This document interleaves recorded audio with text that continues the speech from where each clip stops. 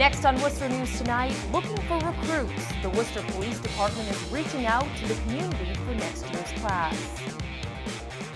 Plus, mixed emotions in Leicester as thousands come to town to buy recreational marijuana.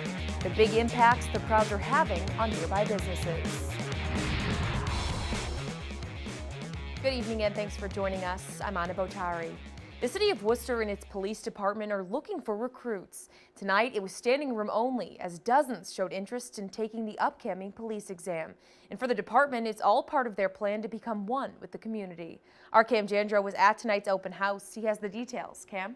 Yeah, Anna, who knows the city of Worcester better than the people who actually live here? This was one of the messages at tonight's open house and one of the reasons why the city of Worcester is hoping to recruit its own people. The Worcester Police Department is looking to the community to find their next recruit class. This is their community, and they know what goes on in this community, and they know how to talk to people in their community, and they have an interest in this community, so it's good for them. Dozens packed Worcester's Emergency Communications Center to hear what it takes to become a police officer. Chief Stephen Sargent says the job is tough, but the turnout is encouraging. The last couple of decades, it's a very difficult job. Policing has changed, so we need to be rejuvenated. We need educated police officers. The large number of interested candidates was a little bit of a surprise for the department. I was actually nervous. I was afraid that no one would show up. So this line coming in here, it's great. It's great to see. The upcoming recruit class will be Sargent's third since taking over in 2016. He says increasing diversity within the department is one of his major priorities and the reason why they reach out to people in the city. We need to mirror the community, and we speak over 100 different languages within the city of Worcester in our public schools. It just makes me excited to see that there is such a diverse crowd out there. For the department, the hope is not to intimidate people, but to work with them. I think it gives them a comfort level that this is a group of folks who are there to work with them and to help them and to support them. Now, if you do have an interest and you were not able to go tonight, there is another open house on Saturday, December 1st at the same Emergency Communications Center on Coppage Drive in Worcester. It'll start at 10 a.m. and run until noon. Anna? Thanks, Cam. A trial date is set for the man charged with murdering former Worcester school-aide Sandra Buffy Heir. According to the Worcester Telegram and Gazette, 56-year-old Jose Segura's trial will begin September 5th. Investigators say DNA evidence at the scene linked Segura to the killing. Segura pled not guilty to first-degree murder charge in the February death of Heir. The city of Worcester is hoping to begin construction of Polar Park in July of 2019. But there are still several small businesses operating where the future minor league stadium is planned. Sublime Company Boutique Smoke Shop has been open for business on Madison Street for only 2 months. The building sits in the parking lot, which is set to be the front of the ballpark. At Tuesday's City Council meeting, City Manager Edward Augustus saying the city is in negotiations with owners about acquiring the properties. Sublime's owner Joseph O'Grady says he has mixed feelings about the Paw Sox needing his land. Coming down to this area and that are in this area, I think that forward progress for everybody is good as long as it's done in a way that doesn't step on the little guy and it's fair for everyone. I mean, entertainment's good, business is good, it gets people down here, so it is the future. It just has to be done the right way. That's the way I see it. To not know what our future is going to be, isn't the best. O'Grady says he'll be meeting with the city sometime this week. In honor of its 35th anniversary, an exhibit about the legacy of Water Street is back at the Worcester Historical Museum. The museum opened the first exhibition on the story of Water Street as an emblem of the East European immigrant Jewish experience in Worcester. Some of the selections from the original exhibit are on display, as well as new items they've collected in the years since. There were 118 lenders, people who brought photographs, documents, artifacts that together formed the family album of the East European immigrant Jewish experience in Worcester, specifically tailored to Water Street, but really about the larger experience. The exhibit will be on display through the end of February. The YWCA in Worcester is set to receive its first major renovation in more than 56 years. The organization opened in 1961 and since then has only had one partial renovation. The YWCA of Central Massachusetts announced this week they've surpassed the halfway point of its $7.5 million capital campaign to fund the more than $23 million renovation. Close to 200 private and corporate foundations and individuals have supported so far, including two $1 million donations, which is the largest gift the YWCA has ever received. It's been a learning process for Leicester since the start of recreational marijuana sales in town. In just a week, Cultivate and a second retailer in Northampton have sold more than $2 million of product. Some businesses in Leicester say they're benefiting from the increase in customers, while others say they aren't. Our Chandler Walsh explains.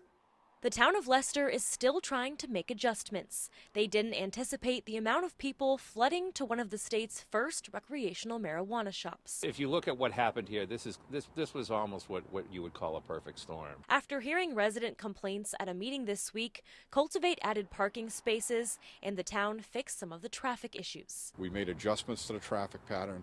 We've moved the queue line. So currently there are no cars in front of all of the neighbors' houses that lead up to the parking lot. Breezy Gardens says things have been improving for their family farm as well.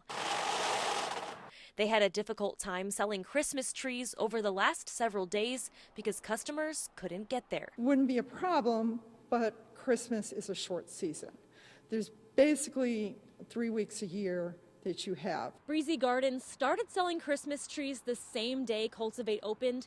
They say they typically sell 25 trees the first day, but this year didn't sell any. Cultivate and the Leicester Police have worked very, very, very hard trying to move things around and make things better. While the excitement around Cultivate made things difficult for the farm, nearby restaurants saw an increase in sales. Northeast Pizza is selling small pizzas for $4.20. They sold 70 small pizzas a day compared to their average 40 after Cultivate opened. They were waiting in lines, they were starving, so they were coming in and they just had the munchies, I guess.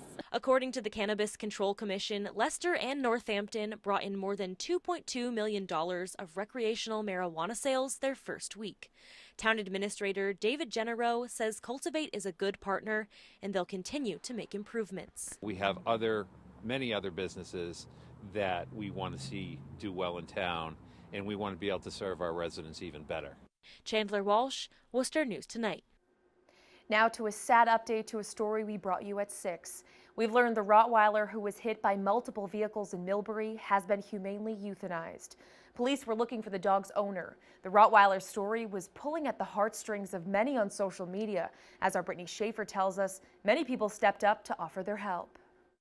There's not a whole lot that we can do, but we're not giving up.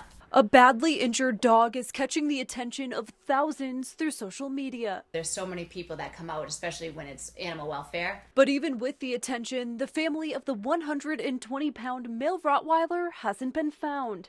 Millbury police say the dog was hit by 2 different vehicles on Saturday. Initially, the dog had been hit. We don't know by whom. But then afterwards, the second time the dog was hit, the operator did stop. And then the animal control did transport the dog to Tufts University Medical Center. According to police, the dog is in very poor condition with a broken spine. Chief Donald DeSorcy says the owner won't face any charges, but he hopes to connect the animal with his family. If it has to be put down, at least to give them the opportunity to see the dog before that happens. And if money for the surgery is an issue, Shrewsbury realtor Andrea Castanetti offered to pay for the surgery if it would have helped. She's a Rottweiler lover and says raising the $10,000 wouldn't be difficult. It just hurts me to think that there's an animal in a cage in pain and not getting what he needs. So, I think it's a tragedy that we can't find who this owner is. Castanetti says although this is a tragic case, it's nice to see how many people are willing to help. This is a horrible story, obviously, but there's so much good that comes out and so many people that have said, listen, I want to help financially, I want to do whatever I can do. So, if something good has to come out of this story, then that's what it is. We're told tonight that the injuries to this poor dog were too much and he will need to be put down.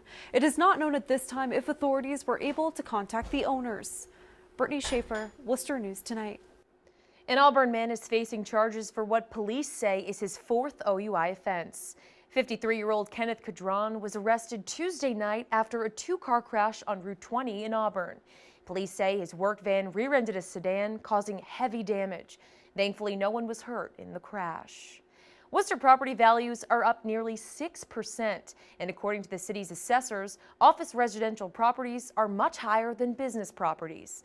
An average assessment increase for residents ranged from 6.59% for single-family homes to almost 10% for apartment buildings. Meanwhile, the average value for commercial properties rose by a little more than 1%, while assessments for industrial properties rose by 3.23% on average. The City Council will set tax rates for this fiscal year on December 11th. A vote will still happen in Millbury next week regards to the purchase of the Clearview Country Club, but we likely already know the outcome. The special election looks at whether the town should borrow at least $3 million to buy Clearview Country Club. But even if people vote in favor, the town will not purchase the property because an article to authorize borrowing failed to get a 2/3 majority vote last week. The special election is December 6th.